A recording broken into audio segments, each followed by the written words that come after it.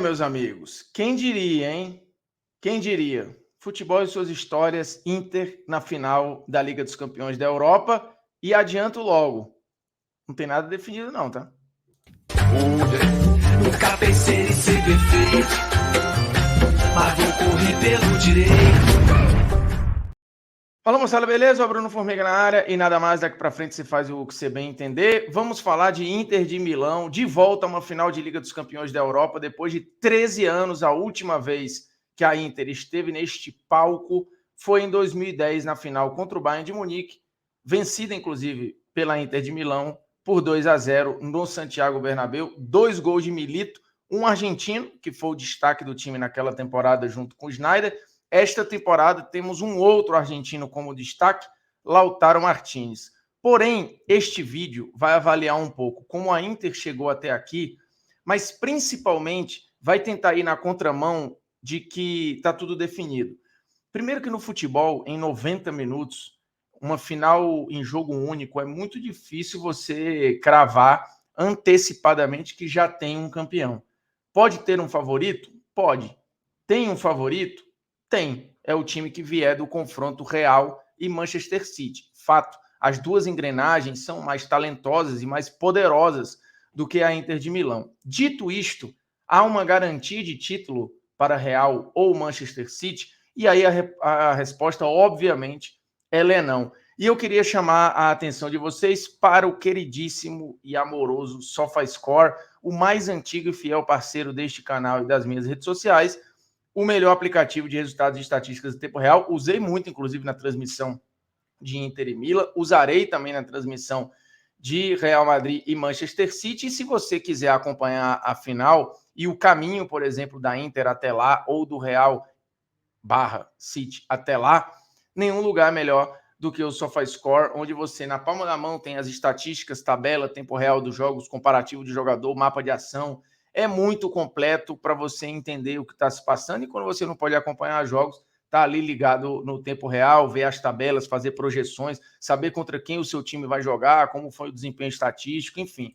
Inclusive, eu vou usar o SofaScore aqui para a gente dar uma avaliada nessa Inter de Milão, que chega com essa seguinte configuração na final. Foram 12 jogos até aqui, 7 vitórias, 3 empates e 2 derrotas, quase 67% de aproveitamento, 19 gols marcados, é um bom ataque, 10 gols sofridos, sendo 3 num jogo só, né, que foi o jogo da volta contra o Benfica nas quartas de final. E num jogo em que a Inter já tinha a vantagem, então ela tinha o controle do jogo, mas meio que na reta final o Benfica achou uns gols ali, mas no geral o Benfica praticamente não assustou a Inter de Milão.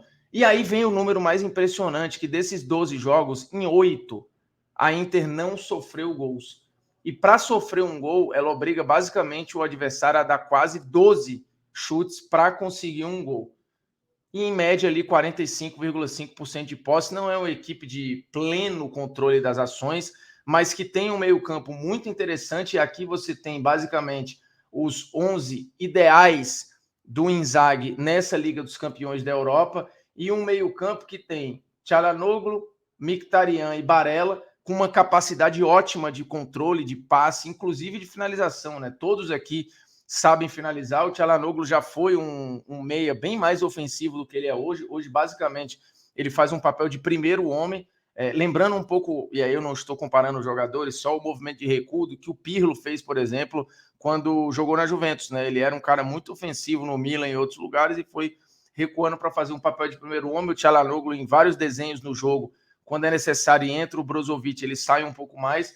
Mkhitaryan, que fez um gol fundamental no jogo da ida, o jogo do 2-0, e o Barella, que aí é o toque de talento, o toque diferente, o cara que abre espaço, o passe curto, na chegada, também tem feito seus golzinhos e tem sido muito importante. E na frente, Dzeko e Lautaro, fundamentais. O Dzeko, para iniciar os jogos, tem sido assim na Champions. No Campeonato Italiano, o Joaquim Correa e o Lukaku têm jogado normalmente, mas na Champions, e a Gazzetta dello Sport, a imprensa italiana, inclusive, chama esse time aqui dos pretorianos do Inzaghi, né? E aí os pretorianos, eles representavam a guarda de confiança no Império Romano e tal.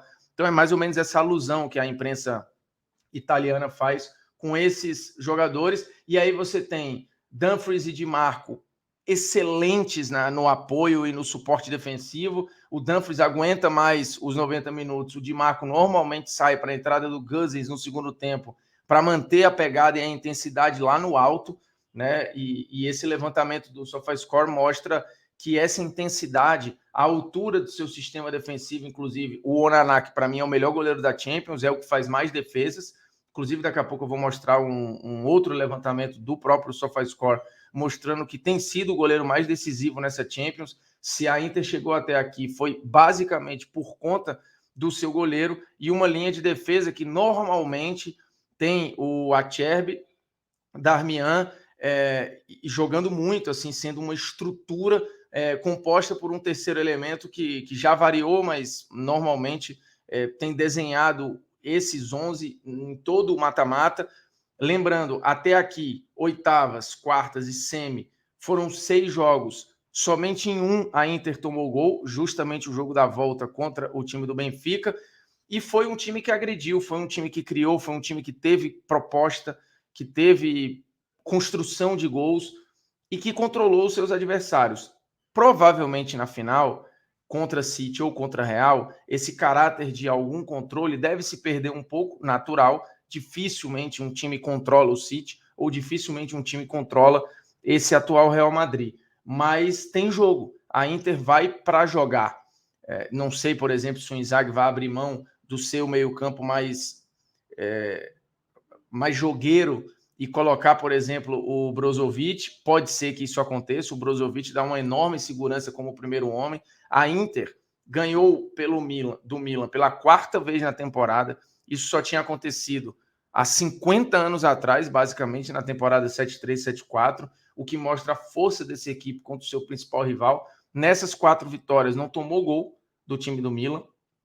E com o Brozovic, teve uma substância para chegar a uma sequência, contando a vitória contra o Milan, de 8 jogos em sequência ganhando, dentro do Campeonato Italiano, na Champions, enfim. É uma equipe que ganhou a Supercopa Italiana, está na final da Champions e está na final da Copa Itália, vai jogar contra a Fiorentina. Então, assim, não tem nada ganho.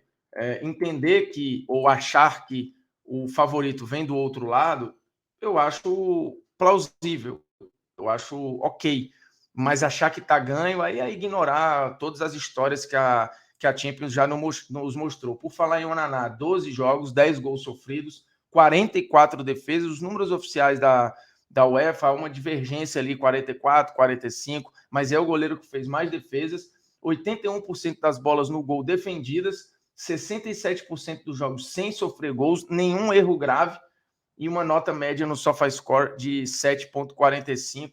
Tem sido absolutamente decisivo e volta a ter a chance de ir para uma final. E agora conseguindo, depois daquela temporada maravilhosa que teve com o ótimo time do Ajax, né? E acabou parando na semifinal justamente contra o Tottenham. O Lautaro, eu falei lá do Milito, que fez os 2 gols contra o Bayern de Munique. O Lautaro faz uma temporada fantástica de 25 gols e 11 assistências em 62 jogos, sendo 46 como titular. Ele teve um período ruim, né? E principalmente em muitos desses jogos que ele não foi titular, foram jogos em que ele foi poupado, principalmente no campeonato italiano, onde, eu repito, o ataque tem sido Lukaku e Joaquim Correa. O Lautaro, ele fez uma Copa muito ruim, muita gente tratou como chacota aqui, mas o pós-Copa do Lautaro foi excelente ali até a metade de março. Aí ele deu uma parada, viveu um jejum até recentemente, só que aí emplacou uma sequência de, nos últimos 6 jogos, se envolvendo em 8 gols, seja fazendo o gol, seja dando assistência, e eu não estou nem colocando na conta aqui o gol que ele participou diretamente, porque ele deixa a bola, faz o corta-luz para o Mkhitaryan fazer o 2-0 lá contra o Milan no jogo da ida, e ali não vai para a estatística de assistência, né? Simplesmente é uma participação decisiva e que não conta estatística nenhuma. O trabalho do Inzaghi, ele é muito bom. A Inter foi muito feliz quando escolheu o Inzaghi para ser substituto do Conte, um cara que também trabalha com 3 zagueiros, muito melhor de vestiário, né? Menos efusivo, talvez, e inconsistente, como o Conte é muitas vezes no trato. As primeiras temporadas do Conte são muito boas, depois a coisa se perde. Então a Inter, quando o Conte saiu e foi uma saída com uma crise financeira, né? O Conte vai embora, o Lukaku vai embora, depois volta, mas o Inzaghi foi uma ótima escolha, e a gente já tem números bem expressivos do comando do Inzaghi, irmão do Pipo Inzaghi, que foi ídolo do Milan, o Inzaghi com 104 jogos já no comando da Inter, muito rápido até, 66 vitórias, 18 empates e 20 derrotas, quase 70% de aproveitamento, 200 gols marcados, e isso é um ponto dessa Inter. A Inter desta temporada já bateu 96 gols. É um ataque que produz e distribui muito os seus gols entre Dzeko, Lukaku, Lautaro, Correia, Barella, Mkhitaryan, Çalhanoğlu. Tem muita participação de muitos jogadores. 93 gols sofridos, 273 grandes chances criadas, 127 grandes chances cedidas, 5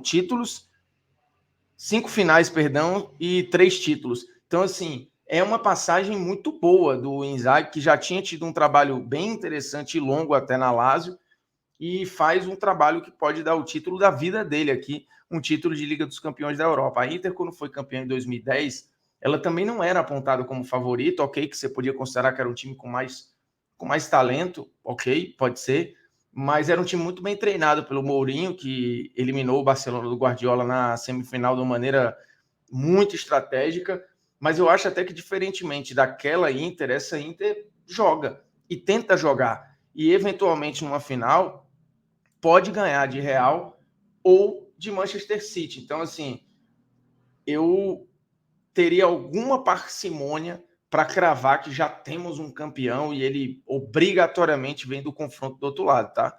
Futebol nos ensina a ter calma. Então, torcedores, calma.